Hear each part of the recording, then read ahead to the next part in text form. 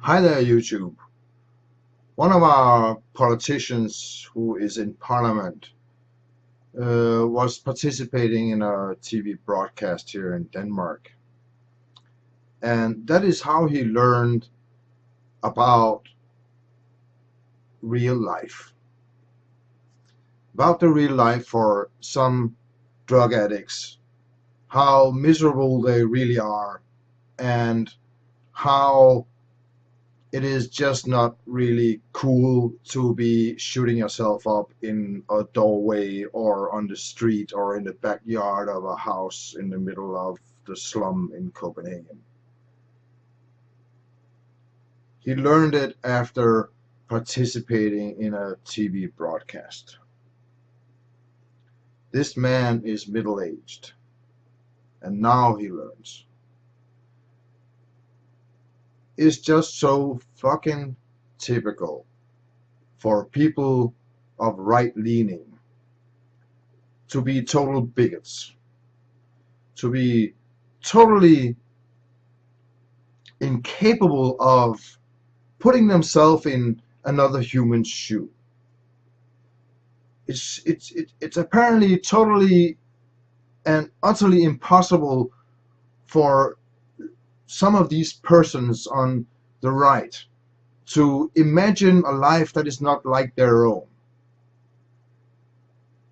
Apparently, they have no sense of other humans on the planet except for themselves and their equals, or whatever you want to call them, because for me, everybody is my equal. When it comes to, for instance, human rights and the right to have a decent life, no matter if you're a drug addict or a black Jewish woman or a Muslim or whatever, a child. It doesn't even baffle me anymore that so many people on the right, not just the politicians, but especially the voters also who vote for these fucktard assholes, it just doesn't baffle me that they have no sense of other human beings, that they act like they are the centers of the universe. Many people who vote right grow up in an environment where they are not in contact with other groups of people in their society, in our society.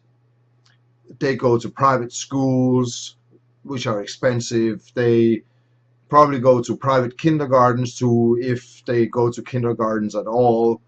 So they don't really mingle with us ordinary people.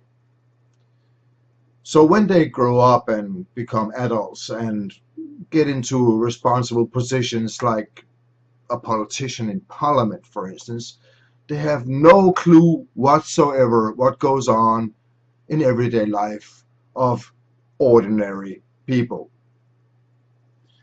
If this surprises you, you must have had your head up in your ass for a long time, all your life, probably. It just doesn't baffle me anymore. It used to baffle me when I was around 15. I just couldn't imagine how any human being could not be able to put themselves in somebody else's shoe.